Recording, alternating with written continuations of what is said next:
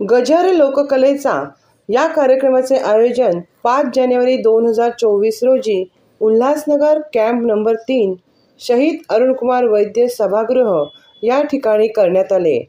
या कार्यक्रमाचे उद्देश असे होते की विसरत चाललेल्या लोककलेला जागृत ठेवण्यासाठी गजर लोककलेचा ढोल ताशासहित नवीन कलाकारांना पाठिंबा देण्याचा एक छोटासा प्रयत्न म्हणून या कार्यक्रमाचे आयोजन करुणांजली डान्स अकॅडमी उल्हासनगरच्या संचालिका सौ करुणा कुणाल सरवागोडे यांनी केले होते।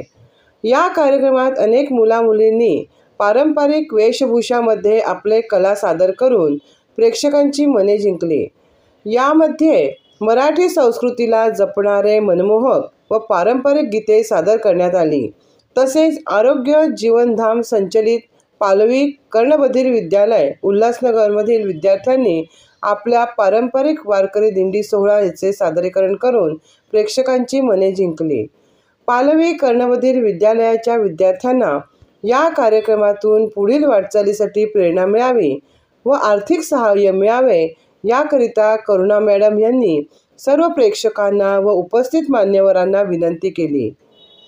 या कार्यक्रमात प्रमुख उपस्थिती सौ ज्योती पाटील, मच्छिंद्रजी जाधव, सौ लता पगारे, किरण सोनावणे, संदीप पाटील सर यांची लाभली।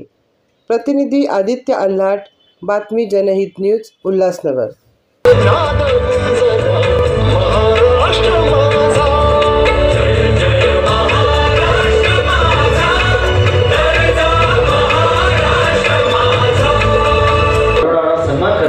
जरा जोरदार या पुस्तकाचं आपण स्वागत करूया। ओके, 1 मिनिट मला बोलायचं आहे। ज्योती पाटील ताई, ब्लड रिलेशन नाही आहे पण त्याहूनही खूप काही आहे माझ्या आयुष्यामध्ये।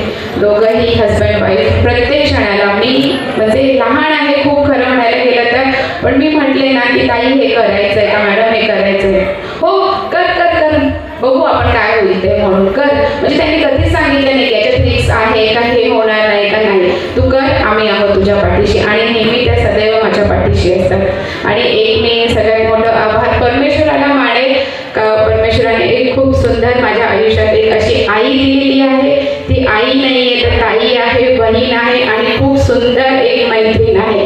मी माझ्या मम्माला पण स्टेजवर बोलवते का मम्मा, नेहमी ती माझ्या मागे असते। जेव्हा तिकडे प्रश्न आला तेव्हा ती माझ्या मागे होती की काही होणार नाही, कर, नाही असं करायचं, कर म्हणून।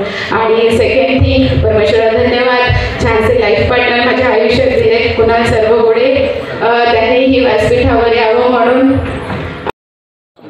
संस्कृती आहे ती मुलांना कळावी, मुलांना कळल्यापेक्षा पालकांना आधी कळली तर ती लवकर समजेल, म्हणून त्या दृष्टीने तिने पालकांसाठी हा कार्यक्रम खास आयोजित केलेला होता आणि तिला त्याचा प्रतिसादही चांगला मिळाला आहे।